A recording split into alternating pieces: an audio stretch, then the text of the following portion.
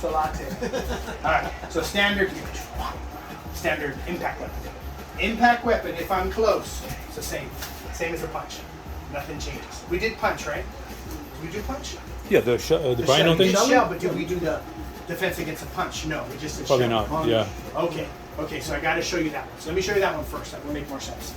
Okay, so the idea behind the shell, when he starts punching, I'm shelling. This is shelling, right? When I get my composure, boom, I hit him with a right. Okay, so now statistically it's going to be this jump. When he's sloppy things. If I'm here going, hey man, as soon as he does that, as soon as I see this move, I'm locking my rhino and hitting. Bam. Oh, you did this. You did this one. Okay, so that's the same with the stick. If it's close range, a bottle, crowbar, hammer, doesn't have a blade, consider it an impact weapon. So if I'm here going, hey man, now you rhino up and boom, he does the same thing. At a certain point, this becomes irrelevant. But if we want to deal with this, this is how we're doing it. So same thing, I'm in, boom, I'm going to wrap this. Wrap, snap, drive, if I feel like.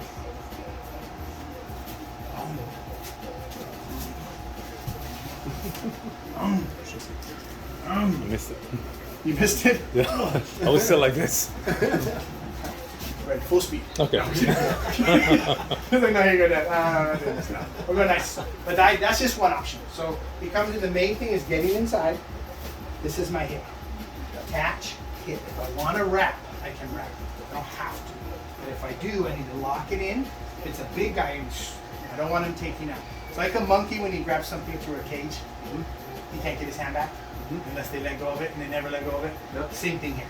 If he holds on to that stick, this hand isn't coming out. Let go of the stick, and now take your hand back. Keep going. Forget it out. But with the stick in the hand, cannot. So, because it's an impact weapon, I'm not too concerned with what it does once it leaves its range. So if he hits me, if he's trying to hit me with this and I'm in here, that weapon becomes useless. It's not going to do anything. So I'm not too concerned with it. If I literally just went, bam, bam, bam, I don't even care if I'm doing that or not. But just for the sake of the argument, I come in, boom, lock it up, break it, snap it, take it. Something like that. That's close range. Let's go a little bit bigger weapon. Let's say, we'll go with stick. Pool cue. Yeah, pool cue. Pool, there's pool things in yours, yeah? In the clubs, you have pool tables? Yeah. Okay, so pool cue. We'll go single first. So if he's coming same angle, single hand versus double hand. Heavier the weapon, longer the weapon tends to be two hands. Tends to be more horizontal. Lighter weapon, shorter weapon tends to be single hand diagonal. Same thing, but now further away. If I was close, I'd do the same thing. If you're this close and he's got a stick, you're an idiot. You should have hit him already. But if I'm standing here, I'm turning around, here it is. So what I need to do is I need to put up a bridge or an off ramp to send it somewhere else other than my face. But I'm diving into the pool. So come this way. I'm not gonna hit, I'm just gonna dive. She comes in, getting in there. I gotta get in there to get a hold of this. So as I go and I dive in, I'm covering. Anything that opposes the stick will get cracked. So that means no elbow, no head out, must be completely speared, and I'm going 12:05. Because if he was going 12 o'clock and I was going 12 o'clock, It's like hit you in the head. in the hand. Now if he's going 12 and I'm 12:05, it sends it somewhere else, not to me. But the same idea. I'm in, I speared because I had to cover more ground. Once I'm in, I lock it in same way. Same bang, bang, same strip, everything applies the same way with stick. Now, when it's something heavier like a bat,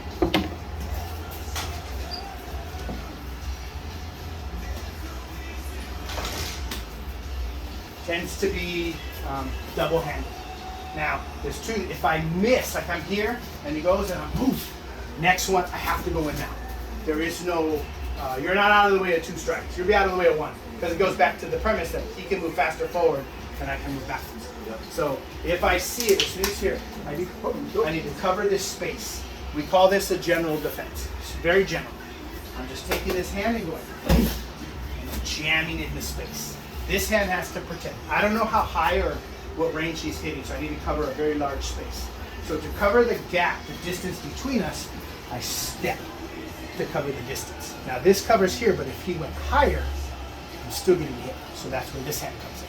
So I'm going here and I'm going. Now when he does that, he throws, boom, and now I'll latch. These are mine. Wham! Hit him. Wham! Hit him. And now when I strip it, it's the same principle behind the gate. See how his hands are? Yep. Gate, gate. Same. Same.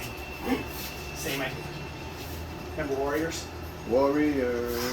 I'm not in play with Oh, I love that you. Okay, so same idea. So I'm here. I can't get it. Shoot him. Once I'm in, cover it. Like that. But I cannot do this. If I do this, and I get hit, I'm going to snap my arm. If I come in this way, worst case, I hit the tricep, it bends it. I could come in like a Pac-Man, same, but it sucks. Here's the thing with training. This is a training drill. So if I swing, just put your hand out like this. Put this one here. Okay? Just for now, just to explain the point. So just walk right in, just like that. Just walk right in. This is where normally you'll catch it. In training, because they know what's coming, here's what tends to happen. They'll pull in. No one does that. No one swings that way. If I swing, I swing. Ah! But people will do this. And then you end up hitting with the stick. Still, the most dangerous part of any impact weapon is the last 6-8 inches. This sucks, but this really sucks. That's where the whip, that smack comes from, is this part. So when you're training, just swing a regular nice swing. When I jam you, you went, oi! Because you know I'm coming in. But for reality, so you get a feel where you're going to realistically be, that's where I normally am. That's where you typically end up. If I'm early, as soon as I see him, I go, and I'm way over here, I can't get to the stick, let it go. Back to it. We go back to those. If I can't get to it, just let it go. Yep. Make sense? Yeah. So now, and here's the other one. And then I'll let you guys kind of play with this for a minute. So now he went this way, and I'm out. I was out of the way. So he goes, and now he's coming back. When he comes back, now it's this side. It's the same thing, just the other side. So we're here on this side, here on this side. But it's the same. So it's the side that I'm on that he's hitting steps. It's the side I'm on, swing this way, that is step. It's always the same side because I need that wall to cover that gap. If I step this way, I'm exposing the whole thing he's hitting. Yeah. So I want to be on the other side. So that's general impact weapon. What do you see mostly? What do you most likely run into? Like a club or something? As far as a weapon? Knife, Probably a bottle. bottle. Okay, so let's use the smaller one. We're going to give you a feel for it. Alright, bottle. So, Isn't that sort of a knife?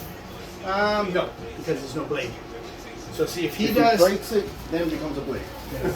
Yep, then it's a blade. Because the difference would be, where'd I put my knives? Put them somewhere.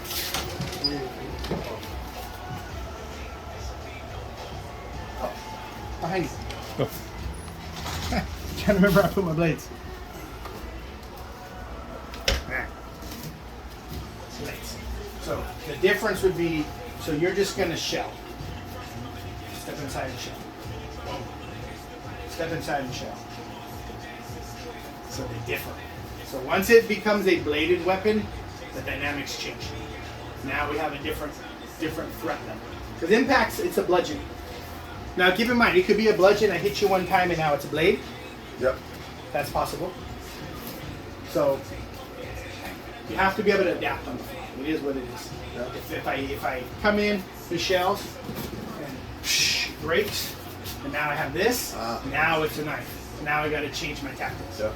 That's why I say usually once you're in, you don't leave until you're done.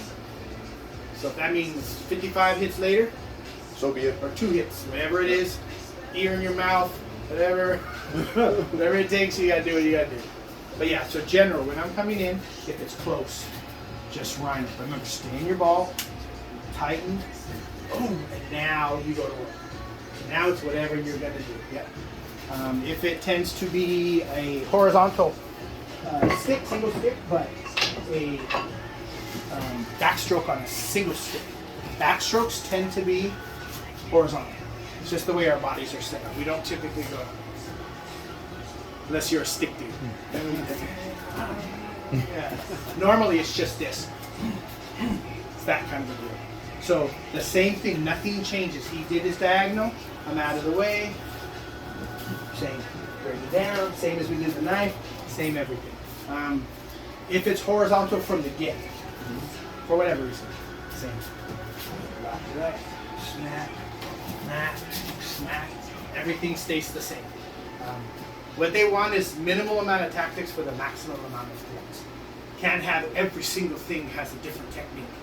Otherwise you remember nothing. Yeah. It's like when you spring a leak, your pipe. Just go grab some duct tape, take the shit out of it, and then go find the right tool. Don't be sitting there staring at your 85 set sockets. Yep. Yeah, Find that it. kind of idea.